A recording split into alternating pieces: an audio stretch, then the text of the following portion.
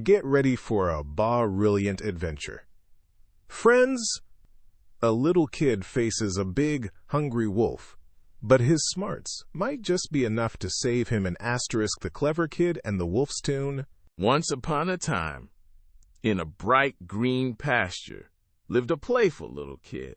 He had recently sprouted tiny light brown horns, which made him feel very grown up and independent. The sun shone warmly, and fluffy white clouds drifted lazily across the sky. He believed he could bravely take care of himself, just like the big billy goats. Oh, how proud he felt of his new little horns. One beautiful evening, as the golden sun began to paint the sky, the flock of goats started their journey home from the rich pasture. "Come along, little one," his kind mother goat called out, her voice gentle and clear. But the little kid, fascinated by a patch of extra tender grass, paid no attention. He kept happily nibbling, thinking he had plenty of time. A little while later, feeling very full and satisfied, the kid finally lifted his head. His heart dropped like a stone. The entire flock was gone. Not a single familiar face was in sight. He was all alone, surrounded by the deepening twilight. A chilling realization washed over him like a cold wave. The sun had almost completely vanished behind the distant purple hills, and long, spooky shadows began to creep across the ground like scary monsters. A chilly little wind started to blow, making whooshing noises as it rustled through the tall grass. The sound sent shivers down the kid's spine. Oh, how tiny and vulnerable he felt. A terrifying thought popped into his mind. "The wolf!" he silently cried. He knew the stories of the big, bad wolf who roamed these parts.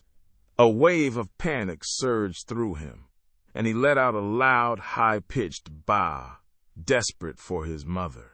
Then he started running wildly across the field, bleeding with all his might. His tiny legs carried him as fast as they could, still making desperate BAA calls. But before he had gone even halfway across the field, near a shadowy clump of ancient twisty trees, something caught his eye. There he was, lurking in the shadows with hungry yellow eyes and a sly grin. The wolf. The kid nearly fainted with fright. The kid knew there was very little hope for him now. His small heart beat like a drum. But then, a flicker of courage appeared. "Please, Mr. Wolf," he stammered, his voice trembling. "I understand you're going to eat me, but could you do something first?"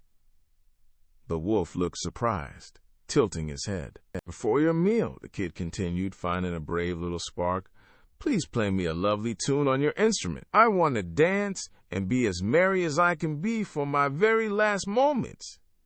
The cunning wolf chuckled a low rumble, liking the idea of a little musical prelude to his dinner. He pulled out a small, shiny wooden flute. With a merry whistle, the wolf began to play a lively, upbeat melody. The kid, despite his fear, leaped and frisked about gaily, twirling and skipping across the grass.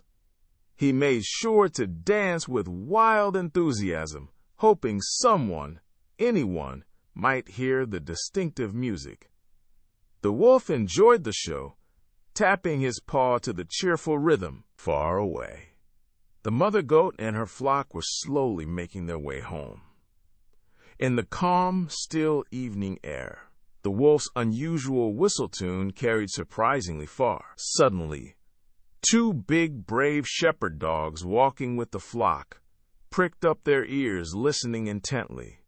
They recognized that distinct, merry whistle. "That's the wolf's feast song!" One shepherd dog barked a quick, warning woof.